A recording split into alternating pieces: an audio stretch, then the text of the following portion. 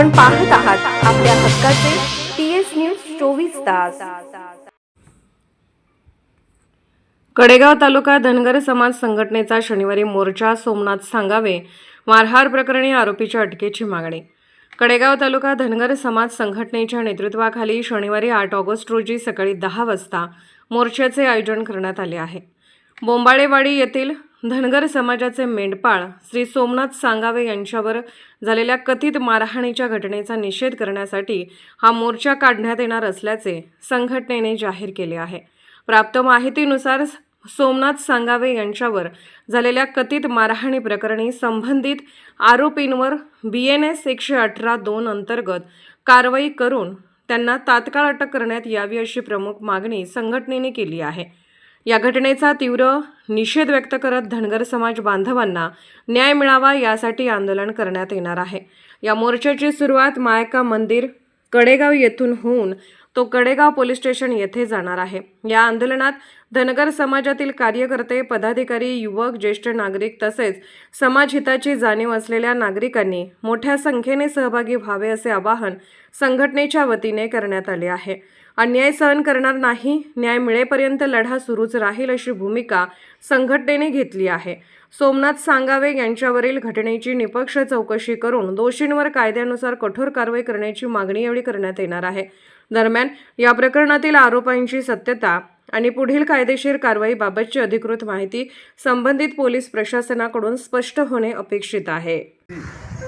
माझ्या समाजाचे सर्व नातेवाईक, बंधू भगिनी गेले आज पोटतिडकीनं हनुमानी साहेबांनी बोलले, वस्तुस्थिती खरी आहे, परंतु हा पोलीस स्टेशन न्याय आपल्याला देणार।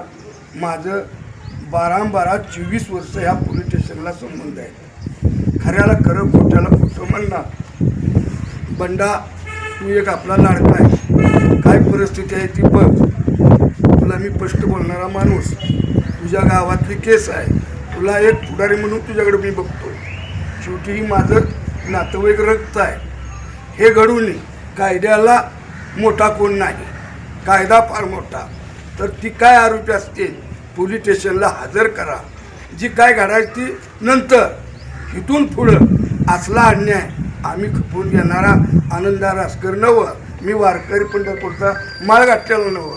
शक्यतो कसं आहे, खऱ्याला खरं, खोट्याला खोटं।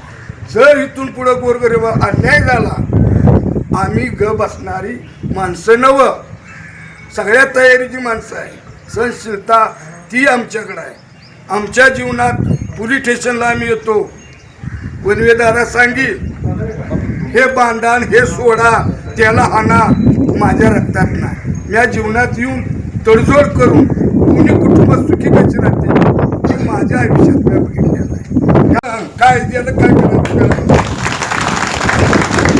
कसं त्याचं हातपाय रोडका असल्यामुळं ह्या गोष्टी घडतात। कडेगाव तालुक्यातले धनगर समाज हा सक्षम आहे, आयरा गायरा राहिलेला नाही, स्वयंभू तयारीतला आहे। शक्यतो ह्या पद्धतीनं वागता कामाचं नाही। झालंय गेलंय, भयानक होतं, पण कायद्यात नाटकी झालीच पाहिजे। वनवेदादा साहेब, तुम्हालाही माझी कळकळीची विनंती, ते आरोपी घ्या, अटक करा। आणि कुठंतरी ह्यो कालवा पाक वरल्या पातूर जाणं, गुपीचंदचा फोन मगाशी आलता, काय काय होतं तुम्ही जाऊन या। ह्या परिस्थितीला जाऊन ये, नको ती होईल तो होऊ नये। माझी कळकळीची विनंती आहे, ह्या पोराला पोलीस स्टेशनला न्याय द्यावे आणि तुम्हालाही न्याय मिळणार। आनंदार असकरचा शब्द आहे, कारण मला खात्री आहे। अरे मी त्यासनी बोलतोय ना, ती माणसं काय कशाला, ती माणसंच आहेत। ती का आफ्रिकेतनं आली, ती का ती आपल्याच पोटी जन्मलेली आहे। ती कायदा हातात कुणी घेऊ नका, शांततेत आता आपण जाऊया। कारण का त्याची न्याय होणार, अटक होणारच। नाही झाली मी थांबत नाही, कारण की ह्या पोराची न्याय आम्ही देणारच। हे तुमच्या सगळ्याच्या ताकदीनं, सगळ्याच्या आशीर्वादानं ह्या पोरासने न्याय मिळणार आणि शांततेत आपापल्या घरी जावं अशी कळकळीची विनंती.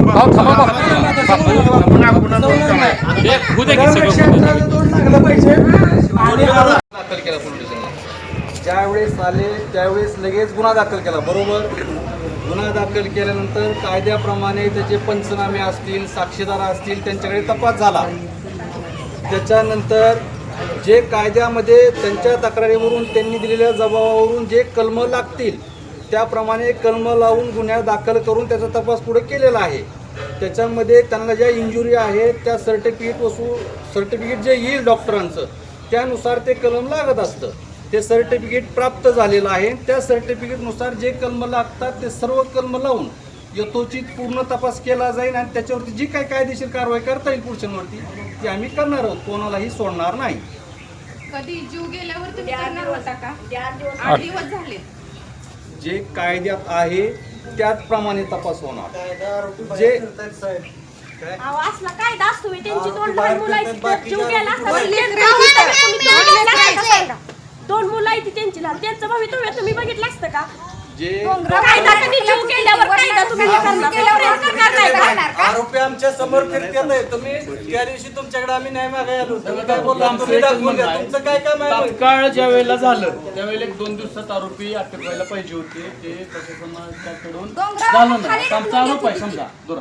अजून सुद्धा आम्हाला विनंती आहे, तुम्ही आजच्या दिवसात ते आरोपी तुम्ही आरोपीला अटक करू शकता का? कायद्यानुसार जी कलम लागलेली आहे त्या कलमानुसार आरोपी अटक करायचे अधिकार आपल्याला कोर्टाने दिलेले नाही. त्यांना आपण नोटीस देतो असतो. नोटीस देऊन परत त्यांनी असा काही प्रकार करू नये म्हणून म्हणजे अटक होणार नाही म्हणा या अटक तुमच्या कलमात. कलमानुसार अटक होत नाहीये. आपण त्याच्यावरती ऐका, ऐकून घ्या. साहेब, आता ऐकून घ्या. एक जण बोलू द्या, थांबा की सगळे बोलायला काय करणार आहे? थांबा जरा. जे कलम लागले